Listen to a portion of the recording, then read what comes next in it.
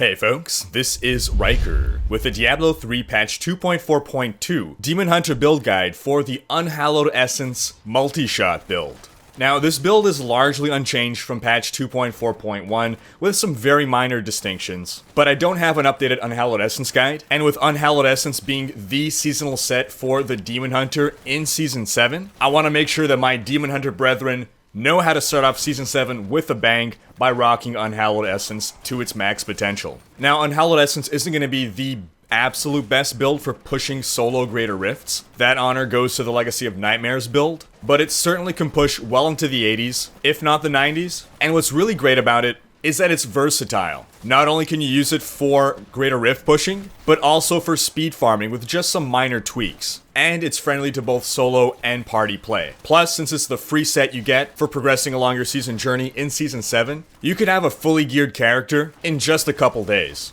Let's take a look at the gear. You'll need the full 6 pieces of Unhallowed Essence. The key bonuses here is the 4-piece bonus, which grants you huge buffs to your damage and damage reduction as long as you have no enemies within 10 yards. To find out exactly how far 10 yards is, check out this linked video here, because the answer will surprise you if you've not already been accustomed to it. It turns out that your character is basically a 10-yard tall monster. Lastly, the 6-piece bonus is critical here. Multishot will deal 40% increased damage for every point of discipline you have. For that reason, we want to maximize discipline with this build. We're going to combine that with a Yang's recurve. Multishot attacks 50% faster, and as a primary affix, you see that it reduces all resource costs by up to 50%. Basically, these two cancel each other out. You're attacking faster without consuming more resource. You'll note that I don't even have an Ancient Yang's recurve, yet I'm still able to very easily clear a Greater Rift 70 with suboptimal gear and little practice with this build. Greater Rift 70 is a good benchmark going into Season 7 because it's the highest Greater Rift that you have to clear solo to complete your season journey. This was actually decreased from Greater Rift 80 because in patch 2.4.2 there have been some nerfs that have affected solo play. So Blizzard decided to lower that Greater Rift level that you need. But again, with just a few days of farming, you can be doing a Greater Rift 70 solo. Next, you'll need Dead Man's Legacy. Its legendary property makes Multishot hit enemies below a certain health threshold twice. And as a primary property, it can up to double Multishot damage. You'll want to combine this with the Focus and Restraint rings, and make use of the 1-2 punch of Generator and Spender in order to keep up this buff, which will together more than double your damage. A Witching Hour will be the best belt to optimize your damage, but as a slightly more defensive option, you can go with the Hunter's Wrath, which will allow you to stack a little bit more toughness, while also making use of that legendary property that makes your primary skills attack faster, allowing you to regenerate more hatred. If you're instead going for a speed farming build, then you'll want to use a gold wrap there. Every time you pick up gold, you'll gain armor, and this will combine with a cubed item that we'll go over in a bit. Your best in slot amulet will be a Hellfire, and for your bracers, you'll want Wraps of Clarity for that damage reduction that they impart. However, if you're speed farming, you probably don't need that extra toughness, so you can go with Warzekian Arm Guards or Nemesis Bracers. Warzekian Arm Guards will give you a burst of speed every time you destroy a wreckable object, which will be at all times because Multishot hits everything on your screen and a million screens away. As for Nemesis Bracers, when you click on a shrine, that'll spawn a champion pack, which allows you to farm faster. In your cube, for your weapon, you'll want a Dawn. We're going to try to maintain 100% uptime on Vengeance, and Dawn's really going to help out in that regard. If you're speed farming, an alternative would be the Ingeom, but if you already have permanent uptime on Vengeance thanks to Dawn, then there's no real need to switch out for an Ingeom. For our armor, we'll want the Helm, the Visage of Goons. Goons? Gunyez. This gives you the Dark Heart rune on Vengeance, which will be a solid source of damage reduction. If you want to play more Glass Cannon, however, you can put a Cinder Coat in here. That'll give you 30% resource cost reduction to fire skills, and this is a fire build in case that didn't tip you off, which allows you to spend more time pumping Multishot. If you're speed farming, then instead of the Visage of Goons, you'd want to put in either your Nemesis Bracers or Warzekian Arm Guards. Equip one, cube the other. And lastly, you'll want a Convention of Elements for that extra damage buff. If you're speed farming, then you'll want an Avarice Band. With that ring, every time you pick up gold, it'll increase your gold pickup radius which will feed into a nice vicious cycle. That's going to combine with your gold wrap belt, so you'll be running with tons of armor. You'll also want to combine this with a Boon of the Hoarder gem, which will allow you to move at super speed at all times. Of course, if you're not speed farming, then you don't want to be using a Boon of the Hoarder, and so for pushing those greater rifts, so you'll go with either a Bane of the Powerful or a Bane of the Stricken. The choice is up to you depending on whether you want to be better at killing the Rift Guardian or better at killing elites throughout the Rift. The two non-negotiable gems for both speed farming and greater rift pushing is Zaystone of Vengeance and Bane of the Trapped. Thanks to our passive bonus, our Bane of the Trapped damage buff will be always in effect, and our Zaystone of Vengeance works well with Multishot, which, as we've established, hits everything a million screens away.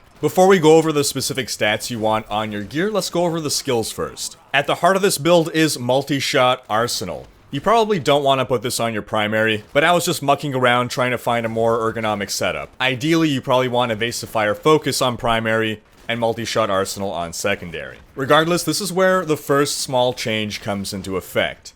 The Wind Chill rune on Multishot, the cold rune, was nerfed in patch 2.4.2. Normally you would swap to this for speed farming. Now you may want to just stick with Multishot Arsenal and go full fire all the time. While Multishot deals 360 damage itself, it's really those 3 rockets that are bringing the brunt of the damage. That's 900% damage just from the rockets. Evasive Fire Focus is not a source of damage, it's simply used for hatred generation, and for hitting as many areas as possible in a wide area. Next we want Preparation Invigoration.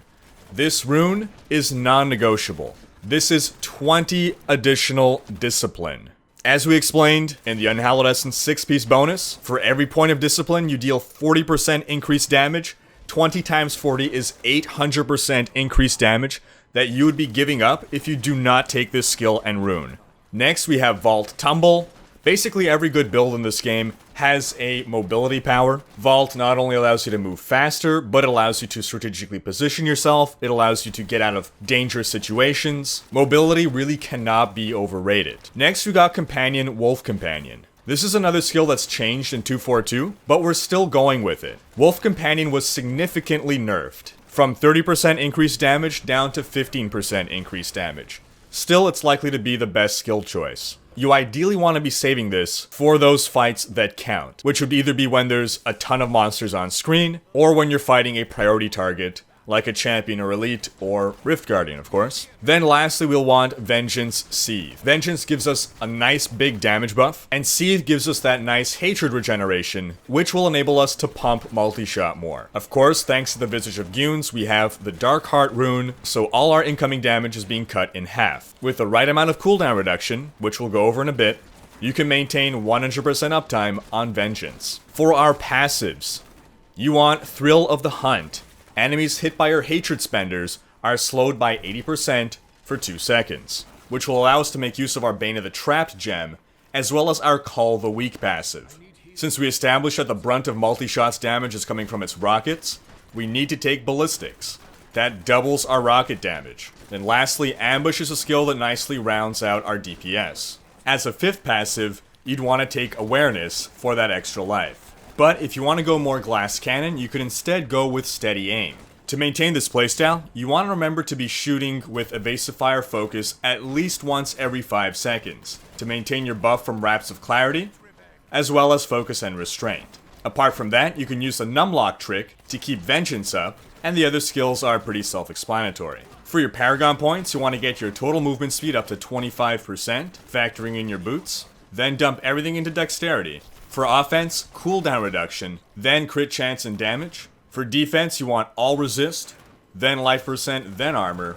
And for utility, you might be tempted to go with resource cost reduction first, but area damage will be overall more beneficial, followed by resource cost reduction, then life per hit. The exact stats you'll want on every piece of gear are as follows. For your shoulders, Dex, area damage, cooldown reduction, vitality. For your helm, Dex, socket, crit chance. Then either Vitality, or if you want to go more Glass Cannon, Multishot damage. You'll want to put a diamond in there for the cooldown reduction. Your best amulet will have Fire damage, socket, crit damage, crit chance. Ideal gloves are dex, crit damage, crit chance, and vitality. You can also squeeze some cooldown reduction here instead of the vitality if you don't have enough cooldown reduction elsewhere. But if you want to go more glass cannon, you can go for area damage instead of vitality. If you really want to maintain 100% uptime on Vengeance, you need to hit a cooldown reduction breakpoint of 37%. I have 33% cooldown reduction and have about 1 second of downtime. For your chest piece, most important is max discipline as a secondary affix. 12 discipline translates into 480% more damage, which trumps any other stat. Apart from that, you'll want dexterity, 3 sockets, vitality. Then reduced damage from elites is actually better than all resist, because if you're playing this build right, the only thing that will be hitting you is elite affixes. That said, all resist also applies against elite affixes, so it's definitely not a bad stat to have. And if you want to go a bit more glass cannon, you can instead go with hatred regeneration. For your wrists, you want dex, crit chance, fire damage, vitality. For your waist, if it's a witching hour, dex, crit damage, increased attack speed, and vitality. If you don't have a witching hour, then that'll be dex, vitality, all resist, armor. For your rings, socket, very important, followed by crit chance and crit damage. Dexterity is a decent alternative, and area damage could also work. For your pants, you want dex, sockets, vitality, all resist. For your boots, you want dex, multi-shot damage, vitality, all resist. For your bow, of course, a socket with an emerald, which you'll ideally get from a Ramalani's gift. Weapon damage, very important secondary stat, max discipline, and resource cost reduction. On your Dead Man's Legacy, again, max discipline, dexterity, crit chance, multi-shot damage, cooldown reduction. That wraps up this guide. Thanks for watching. Leave a comment letting me know what your favorite Demon Hunter build has been. Check out these other videos. And if you enjoyed this one, share with friends, leave a comment, hit like, and subscribe to join Rhykker's Raiders to be alerted when the next Diablo video goes live. Sweet revenge. Still waiting.